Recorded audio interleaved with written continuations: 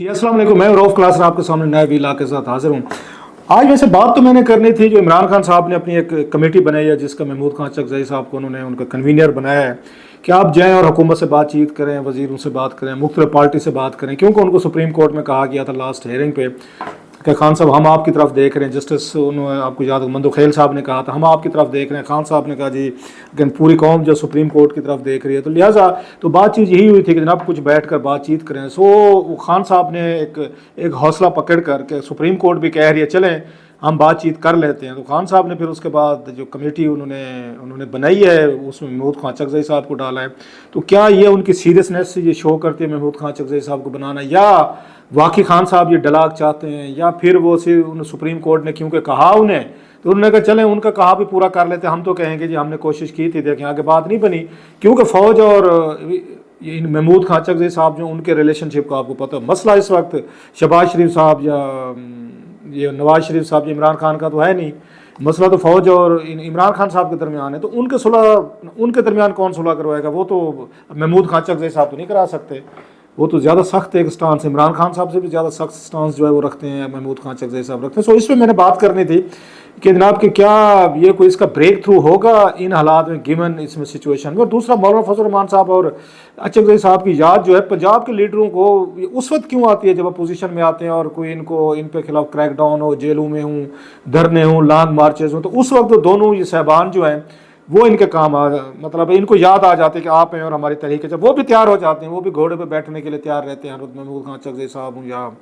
मौलाना फजल रहमान साहब, कभी इमरान खान साहब उनको घोड़े पे बिठा लेते हैं, तो कभी उनको नवाज शरीफ साहब कहते हैं जनाब आपको बग्गी की सैर करवाते हैं, वो भी पहले से तैयार बैठे होते हैं। चले जी कि मतलब कोई ना कोई शगुल तो लगा रहेगा, कोई थोड़ी कवरेज होती रहेगी। Politics is all about the staying in the main stream, in the media, in the public, everything. मतलब ये बहुत सारा इंपॉर्टेंट इशूज़ है, इस पर भी बात करेंगे कि ये सारा क्या चक्कर है और इसमें से क्या निकलने वाला है। लेकिन साथ में हमने देखा है कि बजट भी आ गया है, और बजट साहब ज़रा एक बड़ी अहम चीज़ होती है। अगरचे मेरा ये ख्याल है कि बजट की वो थ्रिल नहीं रहा बजट का, क्योंकि बजट में बहुत सारी चीज़ें निकल गई हैं अब जो डेली बुनियादों पे हो रही हैं, जिसका ये पहले हम कुछ 6-6 महीने तो नहीं साल एक साल इंतज़ार करते थे कि इनकी कीमतें बढ़ेंगी या नहीं बढ़ेंगी। पेट्रोल का, डीजल का मुझे याद है ये साल में एक दफ़ा बढ़ती होती थी, या इवन बिजली गैस की कीमतें जो बहुत रेयर बढ़ती होती थी। फिर हमने डीरेगुलेट कर दिया कि हर शय जो है ना हर 15 दिन बाद अब इनकी कीमत बढ़ती है पेट्रोल डीजल की, वो तो लिहाजा उसका बजट से तल्लुक़ नहीं रहा जो लोगों को होती है कि मतलब तेल की कीमतें बढ़ेंगी, कम होंगी, क्या होगा। फिर हमने साथ में देखा कि उन्होंने डॉलर को वो कर दिया, उन्होंने फ्री कर दिया, लिहाजा डॉलर का रेट उससे वो रिलेटेड है। इन तमाम ये आपकी अशिया जो है, जो प्राइसेस जो है कम या ज़्यादा होना, और रही सही कसर जो हम देख रहे हैं बिजली और गैस के बिल जो है डेली की बुनियादों पर 2 रुपये 2.5 रुपये 2 रुपये 2.5 रुपये वो नहीं आता, 2 रुपये हर माल 2 रुपये 10 रुपये वाला जो काम होता है रेडी पे आप और मैं आवाज़ें सुनते होंगे कि हर माल 10 रुपये हर माल 2 रुपये। तो यहाँ पर रोज़ाना 2 रुपये वाला हिसाब लगा हुआ है कि डेली की बुनियादों पर 2 रुपये 2.5 रुपये 1.25 आपकी बिजली का यूनिट की कीमत बढ़ रही है, साथ में गैस की कीमतें बढ़ रही हैं। सो जब ये चीज़ें यहाँ पे कवर हो रही होती हैं और IMF सारी आपको चीज़ें बता रहा है तो आपने कैसे कैसे करनी होती है, हुकूमत का कोई रोल नहीं होता, स्टेट बैंक को ऑटोनमी आपने दी हुई है, तो उस वक्त फिर बजट की क्या रह जाती है, क्या चीज़ें आपके ख्याल होती हैं जो बजट में आपने सुननी है, मैंने सुननी है। लेकिन फिर भी इसके बावजूद भी बहुत कुछ होता है बजट में जो आपके सामने आते हैं। और आज मैं उनकी तकरीर सुन रहा था औरंगज़ेब साहब की। औरंगज़ेब साहब का एक मसला है, उनका मसला तो नहीं है, खैर उनका प्रोफेशन था, उनसे पहले भी जितने बैंकर्स की ट्रेनिंग होती है कि उसने वो करना है, उसने ये रेवेन्यू इकट्ठा करना है, पैसा इकट्ठा करना है, डिपॉजिट उसने इकट्ठा करना है, और वो तो सिर्फ पैसे इकट्ठे करके देगा। आज उनकी गुफ्तगू में सुन लें तो 100 के करीब, 100 दफ़ा तो कम से कम, गलत नहीं कह रहा, कोई कम बेश होगा, कुछ ज़्यादा एग्जैजरेट शायद कर रहे होंगे, लेकिन ये 50 से तो ज़्यादा था, आप भी मानेंगे। टैक्स का उन्होंने लफ्ज़ यूज़ किया है। आपकी तरफ जो टैक्स की छूट थी सेल्स टैक्स की वो भी ख़त्म कर दी। मसलन आपके घर में हमारे में जो डोमेस्टिक सपोर्ट है, कोई ड्राइवर हैं बेचारे, कुक हैं, माली हैं, गार्डनर हैं, गार्ड्स हैं, आपके दीगर काम करने वाले लोग हैं, जो आम बेचारे जो दिहाड़ीदार हैं, वो भी वही टैक्स देंगे जो आप और मैं दूँगा। मैं भी 18% दूँगा, वो भी देंगे। ये चीज़ें वो है जो ज़्यादती मतलब है कि जो बेचारा हमारे घर पे काम कर रहा है वो भी 18% टैक्स दे रहा है, मैं भी दे रहा हूँ।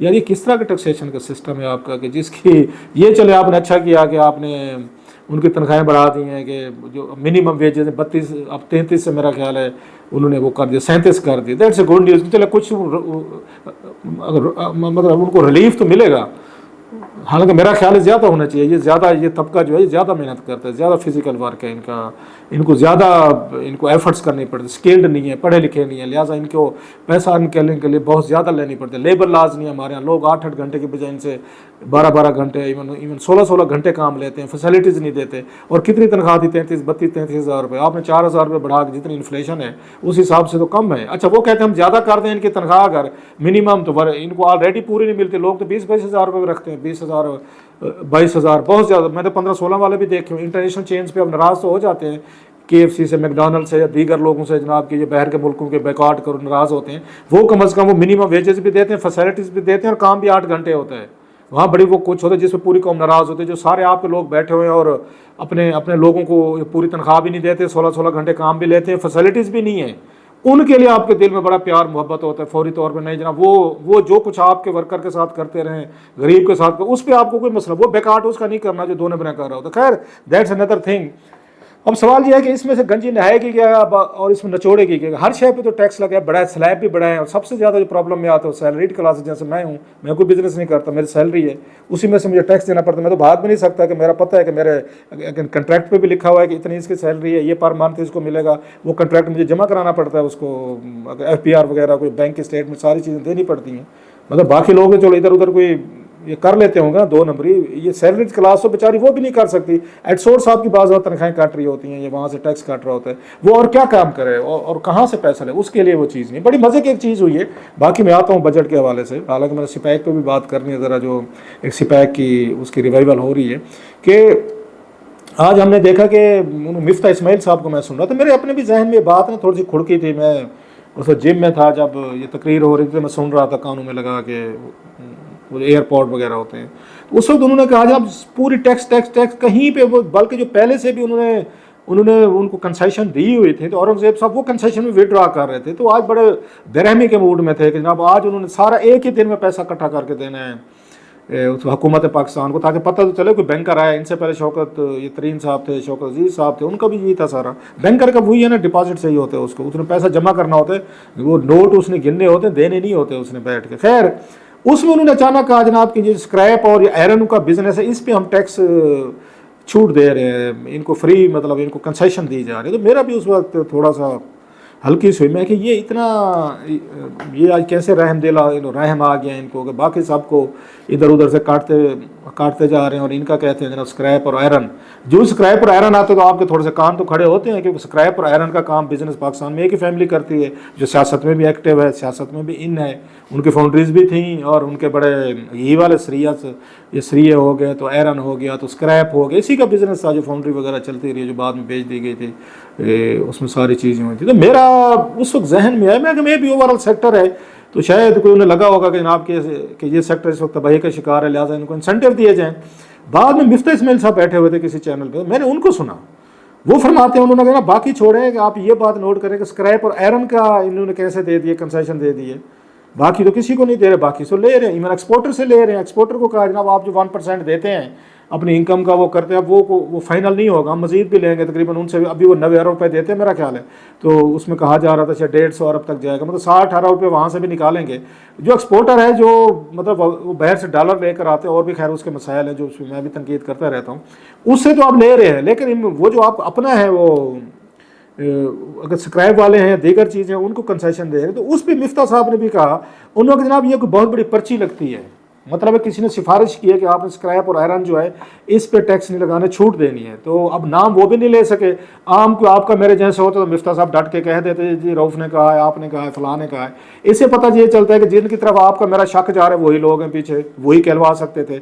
IMF की बाकी बातें वो मान लेते हैं, उस वक्त कहते हैं IMF तगड़ा हो जी, IMF को कुछ नहीं करना, हो जी IMF हमसे लड़ पड़ेगा, वो IMF हमें रगड़ देगा। इस मामले में IMF को भी वो दिखा देते हैं कि भाई साहब ना, आप दूर ही रहें, ये हमारा ज़ाती कारोबार है, ज़ाती बिजनेस है, इस चक्कर में तो आप ना आए ना, ज़रा फासले पे रहें। और IMF भी इतनी ओबीडियंट है, चलो कहते ठीक है, यहाँ से जो आप पैसा बचा रहे हैं ना, आप किसी और साइड से ज़रा उसका स्लैब ज़्यादा कर दें, मतलब सेल्स टैक्स ज़्यादा कर दें, ये कंसेशन दी हुई है कुछ उनको ज़्यादा उनको वो कर दें, कम कर दें, चलो ये वाला पैसा किसी और सेक्टर से आप जो है वो वसूल कर रहे हैं। लिहाजा वो तगड़ी सिफारिश जो है इस क्राइसिस टर्मोइल में भी उनको याद रहा है कि अपने कारोबार को कहीं ना कहीं पे हमने थोड़ा प्रोटेक्ट करना, और हमने कहीं ना कहीं पे कंसेशन देनी है।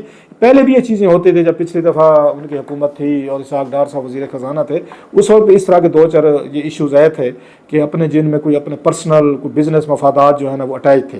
No coming to the point कि क्या ये बजट जो है लोगों की लाइफ में रिलीफ लाएगा। एक तो ये है कि बड़ी तेज़ी से जो निजकारी हो रही है, चले वही वाली बात कि अब आप लोग काम नहीं करते, सरकारी सेक्टर में कोई काम नहीं करता, वो घर की लगी बंदी रहती है कि हम नहीं करेंगे। निजकारी PAA के कार्य जैसे और बिजली घरों के की जा रही है, रूजवेल्ट होटल का कहा जा रहा है, जो बड़े अरसे से हर हुकूमत करना चाह रही थी कि जनाब हम इसको बेचेंगे। किसको बेचेंगे? यूजुअली तौर पर हम ये देखते हैं कि हुक्मरानों को अपने फ्रंट मैन होते हैं, जिनको कंपनियां बना लेते हैं, ऑफशोर कंपनियां बाहर बना के, जहाँ पे ये नज़र नहीं आते पार्टनरशिप इनकी किसी और के साथ होती है, और फिर उसमें से मतलब रियल बेनिफिशियरी ये होते हैं, लेकिन नाम पे कुछ आगे कुछ कंपनीज होते हैं जिनका आपको मुझे नहीं पता चलता, जो ऑफशोर कंपनीज जिनको कहते हैं। तो मोस्टली इतने बड़े बड़े ये जो मतलब बिग इदारे बेचे जाते हैं, कोई हुक्मरान किसी को नहीं देता होता कि PAA किसी को दे दें, रूजवेल्ट होटल दे दें, वहाँ पे फ्रांस में एक होटल है वो दे दें, या और बहुत सारे आपके बड़े यहाँ पे अभी बेचने लगे हैं। आप देखें बिजली घर जैसे मैंने कहा, या और यहाँ इंफ्रास्ट्रक्चर जो हैं, तो हमेशा मोस्टली आप फ्रंट कंपनीज के जरिए की जाती हैं। सो वो भी हमने देखना है। लेकिन बात वही है, PAA 700 बिलियन रुपीज़ के बताया जा रहा था, घाटे में थी, लोग नहीं काम करने को तैयार, या जानबूझ के सेक्टर को वो किया गया है कि इसको इतना डाउन किया जाए, और उन एम्प्लॉइज़ ने भी कोशिश नहीं की और बाकी आने वालों ने भी नहीं की। लिहाजा उन्होंने कहा जनाब कभी इनके फ़्लाइट्स डिले हो रही हैं, कभी आयल नहीं है, कभी ये पकड़े गए हैं, कभी जहाज़ को पकड़ लिया है, कभी ईंधन नहीं है, डिलेड हो रहे हैं, कर आके उन्होंने पूरा का पूरा PAA बेड़ा इसका गर्क हो गया। अब उसको बेच रहे हैं कि चलें वो जो बल्टन है हमारे से वो हटे। इसी तरह जैसे मैंने कहा और इदारों के, क्योंकि वो इदारे जो हैं जहाँ पे आपको फंड करना पड़ रहा है, उनको वो कर रहे हैं, उनको बेचते जा रहे हैं। दूसरी तरफ वो कहते हैं गंजी नहाएगी क्या नचोड़े की क्या वाला हिसाब है कि अब आपका 52% ऑफ द टोटल बजट सूद में जा रहा है। सूद जो है मतलब 9,000 का अगर आपका है तो उसमें से आपको तकरीबन कुछ 4,500 अरब जो है आपका सूद है। 22 अरब रुपया फौज का आपका बजट है। फिर आपका 1,000 अरब जो है पेंशन में, जिसमें आर्मी की मेरा ख्याल 600-700 बिलियन जो आर्मी की पेंशन भी है। फिर PhD भी रखा है इन्होंने कोई 1,000-1,200, जो कि मेरा ख्याल है झूठा होता है हमेशा। ये 50% से ज़्यादा वो खर्च ही नहीं होता है, हमें दिखा देते हैं हम बड़ा डेवलपमेंट कर रहे होते हैं, अल्टीमेटली पता ये चलता है 300-400 अरब से ज़्यादा लगते नहीं है। क्योंकि PhD भी ज़्यादा हुआ अगर इकनॉमिक एक्टिविटी आपकी ज़्यादा जाती है, जॉब्स मार्केट में जॉब ज़्यादा आना शुरू हो जाती हैं, सारी ज़्यादा निकलना शुरू हो जाती हैं, और लोगों को उसका ट्रिकल डाउन इफेक्ट जो होता है ना, जो लोगों के पास पैसा जाना शुरू होता है, लोगों को मजदूरी मिलना शुरू होती है, या वेंडर्स बैठे होते हैं जितने सारे मार्केट में, जिसको ट्रिकल डाउन मतलब इफेक्ट कहते हैं, इकॉनमी में हर बंदा उससे हो रहा होता है, वो आपका PSDP होता है, पब्लिक सेक्टर डेवलपमेंट प्रोग्राम, जिससे अब तरक्याती काम शुरू, जिसको तरक्याती काम कहते हैं। तरक्याती काम से पैसा जो है ना वो फिर ये हुकूमती सेक्टर से इकॉनमी में जाता है, लोगों तक जाता है, देहातों तक जाता है, वो सबसे ज़्यादा आपका होता है। वो आपने रखा है ठीक है, 1,000 अरब से ज़्यादा रख दे, लेकिन आप खर्चा कितना करते हैं? मैं वही कह रहा हूँ 50% से ज़्यादा हर दफ़ा नहीं खर्च होता, और पता होता है कि आप नहीं खर्च कर पा रहे। सो ओवरऑल ये अगर देखा जाए, सफ़ेद पोश इससे तंग होगा, गरीब से मतलब गरीब तर होगा मज़ीद। वही जो बड़े तबकात हैं उनके लिए ठीक है, गाड़ियों पे उन्होंने वो किया है, बाहर से गाड़ियाँ जो आ रही थी, लेकिन लोकल गाड़ियों की कीमतें जो आसमान को छू रही हैं, वो कैसे लोग अफोर्ड कर सकते हैं? वो थोड़ा सा कंपटीशन था बाहर की गाड़ियाँ आने से, लेकिन फिर हम कहते थे हमारे पास डॉलर्स नहीं है। बहुत से लोगों ने बाहर से डॉलर पे गाड़ियाँ मंगवाई, जिससे डॉलर की शार्टेज हुई और उस पर दबाव पड़ा। सो अजीब से मतलब घन चक्कर में हम फंस गए। एक चीज़ को पकड़ते वो मतलब चादर वाला हिसाब हो चुका है हमारा, कि पाँव ढांपते हैं तो सारा हमारा वो नंगा होता है, अगर सर हम ढांपते हैं तो पाँव नंगा होता है। पूरी रात इसी में गुजर जाती है कि पाँव ढांपने या सर ढांपने, एक चीज़ को पकड़ते हैं दूसरी निकल जाती है, दूसरी को पकड़ने जाते हैं तो 4 चीज़ें और निकल जाती है। लेकिन दाद दें हुक्मरानों ने अपने ऊपर कोई चीज़ नहीं आने दी। कहीं से हमने ये नहीं सुना अपनी अयाशियाँ, अपने वजीर, अपनी गाड़ियाँ, अपने ट्रैवल, अपने कुछ तनख्वाहें, अपने पार्क्स प्रिविलेजेस, उनको कुर्बानी देने की बात की। और अरबपति लोग इनकी गाड़ियाँ देखें जाके, वो नहीं है। सारी की सारी कुर्बानी जो है ना आवाम ने देनी। मैं बता रहा हूँ आपकी जो डोमेस्टिक वर्कर है बेचारा, वो भी टैक्स देगा, उससे टैक्स लेके इन लोगों की सारी फंडिंग की जानी है। बहरहाल हालात हमारे इसी तरह के हैं। लोग कहते हैं फिर क्या करें जनाब, लंबी डिबेट है, लंबा हिसाब है। वही वाली बात, जिनकी पर्ची चल रही थी वो इन हालात में भी चल गई है, जिनकी नहीं चलनी थी वो नहीं चल सके। सीरियसनेस आपने देख ली, वही हंगामा है, शोर शराबा। इतना बड़ा अहम बजट है, चलो एक दिन के लिए बंदा रुक जाता, नहीं एहतजाज करता, आराम से पूरा मुल्क को ये तमाशा जो है ना हम देख रहे हैं। और आज का नहीं देख रहे, मुझे कोई याद नहीं पड़ता एक बजट कभी सुकून से पेश किया गया हो। मैं तो समझता था कि PTI को बैठ कर सुनना चाहिए था, ताकि वो आराम से बैठ के इन पर तनकीद भी करते और दीगर चीज़ें करते। बहरहाल आने वाले दिनों में इसमें से बहुत सारी चीज़ें निकलेंगी और आपके साथ शेयर करें।